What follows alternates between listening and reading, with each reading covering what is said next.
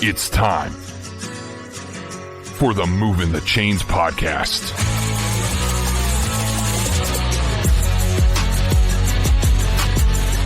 Your home for high school football coverage in the Palmetto State. Every team, every game, every week. And now your hosts, Kevin Thomas and Jarrell Hendricks.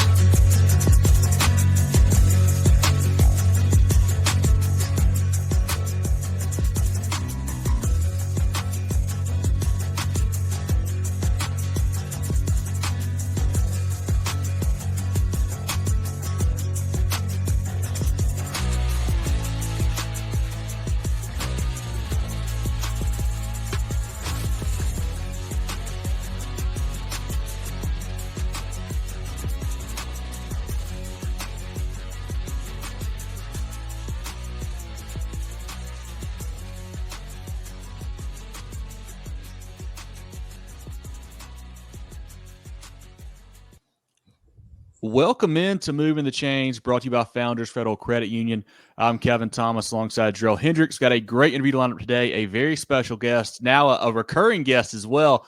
That's the new head coach of the Chesterfield Rams, Matt Quinn. Coach, how you doing today? I'm doing well. I hope you guys are too. I just want to do a quick, brief shout out to Chris Miller, just inducted into the Hall of Fame for our Coaches Association. So a mentor of mine, a former coach of mine. So shout out to Papa Miller, as we call him. That's awesome. Yeah, he has devoted his life to the game of football here in the state, and he's one of the best we've had. So that's definitely a great shout out to him there. He has been a huge impact on my coaching career. So I just wanted to get that out of the way and publicly thank him for everything that he's done for me and my career. That's awesome. Well, if you guys are in for the first time, be sure to follow us on Facebook, Twitter/X, Instagram, YouTube, and more at Movin Chains. Website, movinchains.com. Podcast on Apple, Spotify, Google, and more. Coach Quinn was hired in June. He was most recently the AD at Marlboro County. Prior, he has been the head coach at North Augusta, Westwood, and Union Pines in North Carolina. Coach, let's start there. I'm sure, getting hired so late in the cycle, it's been a little bit of a whirlwind there for you coming from Marlboro County over here to Chesterfield now. But what's that transition been like? And do you feel like you're a little bit set now there with the Rams? Yeah. It was a crazy transition. The first day on the job, June the 4th, I walk in at 7 a.m., meet the team, and then we actually had a 7-on-7 scheduled for that morning. So I get on the bus with the team after meeting them, 30 minutes prior. We go over to a 7-on-7 event with our region teams, and I'm getting to know kids on the sideline and just observing, and our offensive coordinator and our defensive coordinator handled all the play calling duties and everything. And that was wild. But then, we had a successful day there. Was 3-1 that day. We competed in 16 separate 7-on-7 games, not days, but games, multiple games per day. And out of the 16, we won 13 games, lost 2, and tied 1 of them. So I know 7-on-7 is not real football, but to give our kids some confidence and let them know that they can play with the big boys, that meant a lot to us. Coach, I got to ask you this. The last time we saw you was the coaches convention last summer. And, you were working in the private sector and not coaching. Yeah. What was that year off like to kind of recharge? And what was it like getting back into coaching? It was a good year. Wasn't fully happy with what I was doing because my passion is being on the sidelines and working with student athletes daily.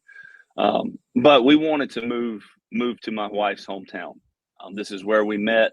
This is where we spent our first few years together in high school. And so I took a leap of faith and brought my family home. My kids have, cousins and dance studio that they're a part of and all this good stuff that we've got here with great grandparents here as well. So I took a leap of faith, went and worked for Booster Fundraising, which they've always done my fundraisers, a great group of men that really care about the team that they're working with. I do want to shout them out because they do a really good job with fundraising. So they needed a rep to cover this area. I did that, worked with a lot of teams and coaches across the PD area. And that was fun because I was still kind of connected to coaches and kind of being around players, but it just didn't scratch that itch that I had. I went to a few football games, high school football games last year, 3 or 4 or 5 games, and around this area. And then when I wasn't at a game, I would find one on TV, a high school football game on Friday night on TV. So just being able to have the opportunity to get back into coaching, it's kind of like you don't know what you got till it's gone, and you don't know what you truly miss until you don't have it. And so it was a good year to recharge, stayed in touch with all of my coaching contacts, stayed in the film, and just kept studying like I always do, because I knew at some point the right opportunity would come up in our area, so I wouldn't have to move my family, and that was the perfect opportunity with Chesterfield High School. Coach, for folks who maybe didn't see our first interview with you when you took over the North Augusta job a couple of years back, can you kind of give the folks some background about how you got into coaching and just kind of where you've been leading up to now to that Chesterfield job? So I played at Burns High School in the upstate under Coach Bobby Bentley, and we won 4 state championships, 2 games in high school. We didn't really realize how spoiled we were by that record, but it was a fun time. Signed a college scholarship to play at Vanderbilt University. Went there and long snapped as a true freshman. Had a good time in the SEC. Saw some crazy stadiums. Played in the Big House at Michigan. Played at Alabama. Played at some really cool places. But then Bobby Bentley got the head job at Presbyterian College, and I was able to come home and play for him and play receiver. I knew that I wanted to catch passes again and line up in the slot. But I knew I had a little self-awareness and knew that I wasn't going to do that in the SEC. They liked me to long snap, and I was good at long snapping, but I wasn't going to be fast enough to run in the SEC. So I went and played at PC for my last 3 years, ended up being an all-conference player there, graduated from there with a history degree, went straight into coaching because of the coaches that poured into me.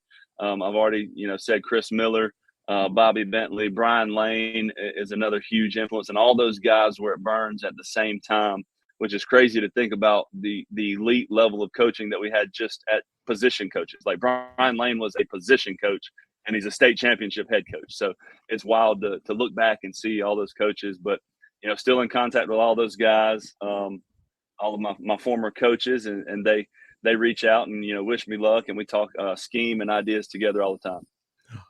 All right, Coach, we know you got hired late, into the cycle. How's that staff shaping up? How's it looking? Were you able to keep people in place, or what's that mixture looking like? So we have a really, really fun staff to be around, really great guys, a lot of Chesterfield homegrown guys. Our offensive coordinator is Nick Dixon. He does a great job with our offense and our quarterbacks. Our defensive coordinator is Nick Jolly. He's also our varsity head girls basketball coach. So he's fully invested in the school. I was lucky enough to be able to keep those guys with me. Adam Caskey is our strength and conditioning coach, and he also works with our offensive line, a Chesterfield grad, somebody that loves this town and loves this school. And then our director of football operations, our Mr. Everything, he's a Chesterfield grad as well, Jeremy Sykes. I got to give him a shout out because he handles all the wild stuff, like setting up a golf tournament. 2 days after I was hired, I showed up to a golf tournament and they had it rolling. So lucky enough to keep those guys. And there's more, especially with the middle school level. We've got 7th through 12th grade. We're kind of running all together on the same program, the same system, and how we're going to do things and how we're going to build it. I did bring in 2 guys with me. I brought Dylan Moon with me. Coach Moon was actually a coach of mine at Union Pines High School in North Carolina when I got my first head job. My second year there, he had just got out of college, graduated from App State. He was a student assistant at App State, and we met when I was at Union Pines. I brought him in with me, and he was coaching with me at Union Pines. So he was in the private sector for a year or 2 himself, and he when he saw me get back in, I think he kind of realized he needed to get back in too. So I'm glad he did. Was able to get him. And then I also got Mike McManus with me. We met back in March. He was the head track coach at Marlboro County, and also was an assistant football coach there as well. When we met, we immediately hit it off, became good friends, and he works hard and he connects really well with the kids. He's a former college track athlete himself, so he has a heavy influence on our speed program with Chesterfield, and he's going to be a track coach here as well, an assistant track coach with us at Chesterfield. Coach, obviously you got a little bit of a late start, but you still had, I'm sure, plenty of time to kind of install your systems and whatnot. But, what are you guys looking to do on offense and defense? I know you're a big offensive guy. You're going to continue to call plays, or how's that going to kind of shake out for you? Yeah, so what's crazy is that first day we talked about when I went to that 7-on-7 on my first day on the job, I was kind of sitting back and observing coaches, observing kids, trying to figure out where we needed to work on things and what we needed to fix and what we needed to maybe change. And Coach Dixon was calling the offense, and he immediately started calling plays, and it was terminology that just clicked to me. And I was like, what? And then I realized that he worked for Coach Eason, and Coach Eason came from Spartanburg, which he was under Chris Miller. So the terminology had trickled from Spartanburg to Chesterfield, and Dixon was using that same terminology. So with it being so late, we made the decision to roll with that same terminology. Of course, we're going to put our spin on things and all that, but it's easier for me to learn everything than it is for, all of our kids to try to relearn something in June. So I felt it was best to be consistent there. Coach Dixon's going to call our offense. I have full faith in him and the way he does things in that first 7-on-7. I saw a lot of good things out of him, and he is going to make a great head coach one day. Defensively, we're going to run a 3-4. I've been around 3-4, the 3-4 defense a long time. Coach, we did it at North Augusta with Coach Mack, Kevin McKeever. We ran a 3-4. Coach Jolly is a 3-4 student of the game, and he got a lot of his stuff in clinics and stuff with Dutch Fork. So I think they do a little bit of good things on defense. I think they're pretty solid defensively and as a program. So it's okay to kind of mimic some of those guys. But my influence this year is going to be more defense. I want to get on the defensive side of the ball and be with those guys a lot more. Obviously, as a head coach, I'm going to be all over the place, but I spend a lot more time defensively now at practice than I ever have in the past. And it's been refreshing. It's something new. It's something fun for me to coach. It's a different mindset. Defensively, it's go, hit. We got to rally. We got to do all. We got to force turnovers. And offensively, it's more laid back and kind of calm, and you got to stay level headed with your calling plays. So I think that's the fun part of defense for me that I've never really paid attention to. Coach, while scheme is important, X's and O's are super important. The Jimmies and Joes are more important. Who are some special players you've identified, early on in your tenure, especially over the summer, to really make an impact and break out for your team? Yeah, I think we have one of the better, if not one of the best receivers in the PD area, and that's Quay Clark. Quay is a big kid, strong kid. He's squatting 380 and benching over 225, and he runs well. He goes up and high points the ball very well. So he's going to be a really good player for us, a breakout player for us out there at the X receiver position. We got a really smart kid at quarterback, Bryce Adams. He's a baseball player. He's a leader. He does everything the right way. And you always know what you're going to get with Bryce. Up front, you got Tage. Tage Diggs at center. Tage has already picked up a couple of D2 offers. So Tage is a really good player, really strong. He's a leader. And he's going to turn around and play on the defensive line too, because he's just too good and too fast and too explosive not to. Then you flip over to the defensive side of the ball. I think at our defensive end position, Caden Mungo is he's going double duty on offensive line, but defense is kind of his thing, and he's a long, lanky, smart, fast kid that gets off the ball very well.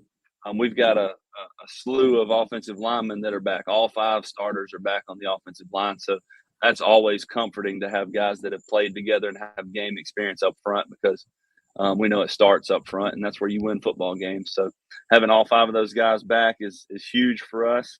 And then the defensive backfield and also a slot receivers, Terrell. Little Terrell is probably 5'3", but don't let the size fool you. Terrell is fast. Like he fast, coach. Like he can run. he can go, and he's going to play all over the field, defensively and offensively. So that's just some of our key guys. And then obviously we'll have some breakout guys that'll step up once we put the pads on and we can really see some of those sophomores that didn't get some film from last year. There'll be some more pop-out guys come out next week when we get into our full pad practices. So, Coach, we're sitting here talking to you. It's the last day of July. So you've been through 7-on-7s, been through some summer workouts, whatnot. What have you learned about your team so far in this group that you've got here this season? I've learned that they are very disciplined. They're hungry. They're passionate. They care about the way we do things. I'm an attention to detail guy. So we say ATD all the time. We say TPW with ATD. So TPW is tough people win with attention to detail. And the TPW I actually stole from Brian Lane. He used it at Westside, and it worked out well for him. So I thought I'd take it to our Rams as well. It's a Rams connection there. So he has blessed me and told me, you've got my blessing to use the TPW. And then I added the ATD because I'm attention to detail guy. That's what I like to focus on in the weight room, in practice, in class, doing things the right way. If we say behind the line, you're behind the line, you're not touching the line. If we say run past the cone, we're going to get past the cone. We're not going to pull up short. If we say get to class on time and sit up front, we expect our kids to be in class on time and sit up front. So every little thing matters. And I think the attention to detail has been great. And that's the biggest thing that I've learned about this team, and has been a pleasant surprise, is that they want to do things right and they want to be successful. Coach, you mentioned earlier in the interview that you had to, kind of scratch that itch again of being a coach, but you wanted to do it the right way, go back home for family reasons and establish those roots there. What made the Chesterfield job stand out? Because you did say that you were looking for, a special place to coach again.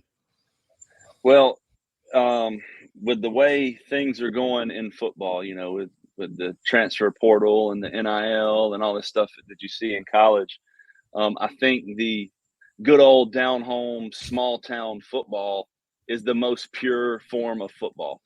And, Chesterfield, small town, but they support their football. They support our kids. They support all sports.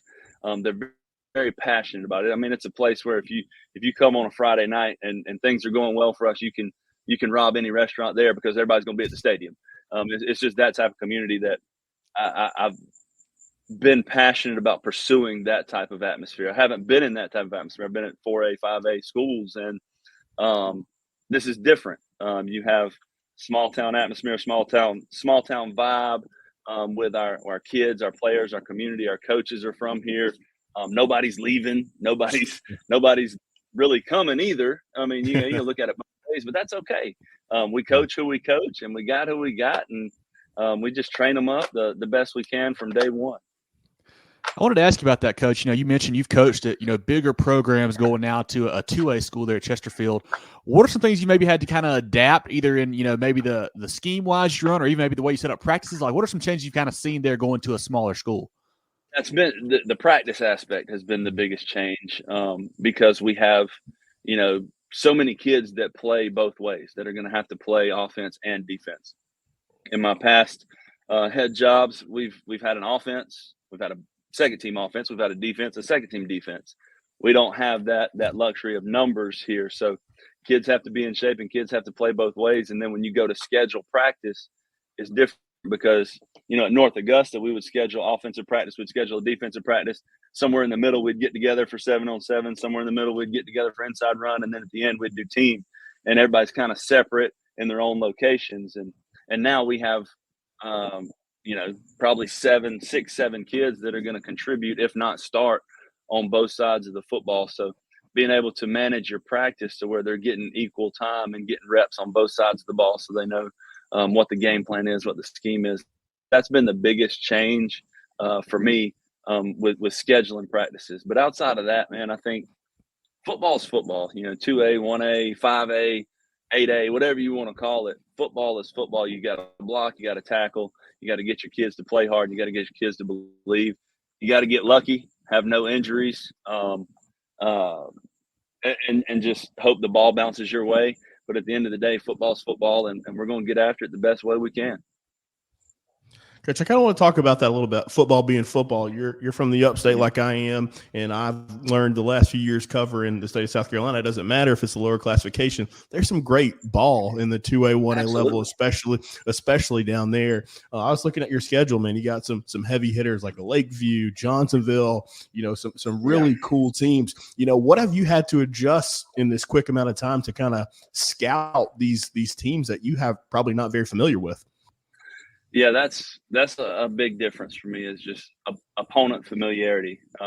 Not really familiar with the majority of our opponents, their coaching styles. So we're gonna have to spend a lot more time, breaking down film. When you play guys that on a year in, a year out basis. For example, we played Dustin Curtis every year from at Westwood, and then even at North Augusta, we played him when he was at Dorman. You're kind of familiar with what those guys do. And how they do things and what to expect. And here in a new location, in a new area, it's going to take a little bit more scout work to really hone in on what these coaches like to do and how they like to coach.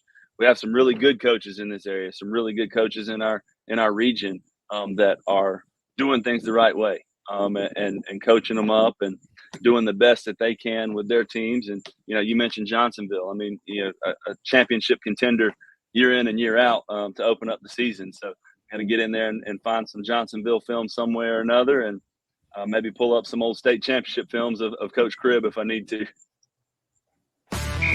Need a new ride to get you to the big game? Founders Federal Credit Union has auto loan rates that'll get you in the driver's seat without breaking the bank. And here's the best part. No payment for up to 90 days. Drive to victory with a loan that suits your budget. Visit foundersfcu.com/auto today and score your dream car with an auto loan from Founders. Terms and conditions apply. Member qualification required.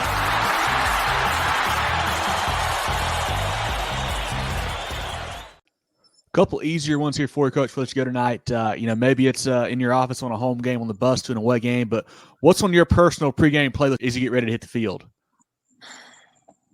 Man, right now I'm on a big Post Malone kick. Post Malone has some really good music, and now he's doing this country crossover where it's rap country. I mean, Post Malone is going to be the go-to.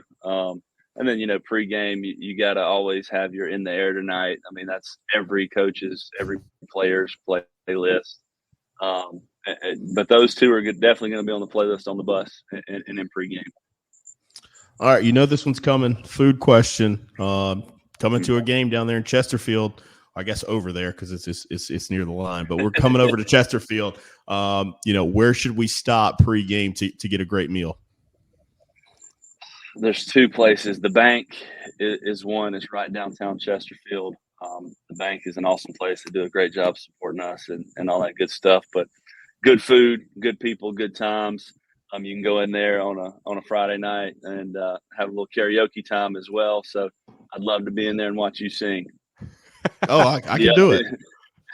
The other one would be Carolina Steakhouse. A little local steakhouse that is probably the best steak I've had in my life, other than just putting it on the grill because I think I'm a grill master myself. So, but other than that, Carolina Steakhouse is a close second to Matt Quinn on the back porch.